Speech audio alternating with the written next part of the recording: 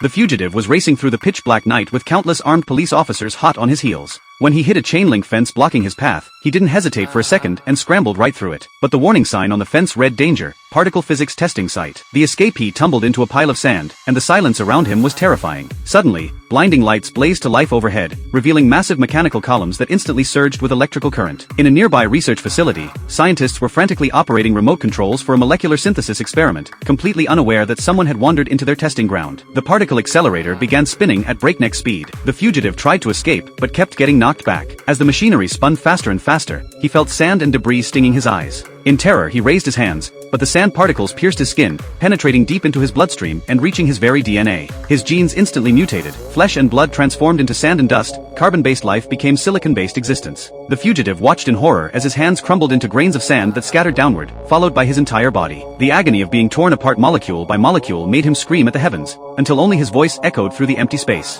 When the police finally reached the edge of the physics testing site, there wasn't a trace of him left. That night, all they could do was file a report. One fugitive vanished without a trace. No one knew that after that night, the sand in the testing site began behaving strangely. The grains started moving on their own, first one, then two, then handfuls scattered throughout the sand pile. A mound of sand began to rise, gradually taking human form. The first time he tried to stand, he fell apart. But he didn't give up. The second time he pulled himself together, a killer's silhouette emerged. He let out a long sigh, as if he just escaped from hell itself. When he saw that his entire body was made of sand, he finally understood. He had become a monster. The killer covered his face, overwhelmed by deep panic. But then he noticed something in the sand pile beside him. He picked up a necklace and fell into deep thought.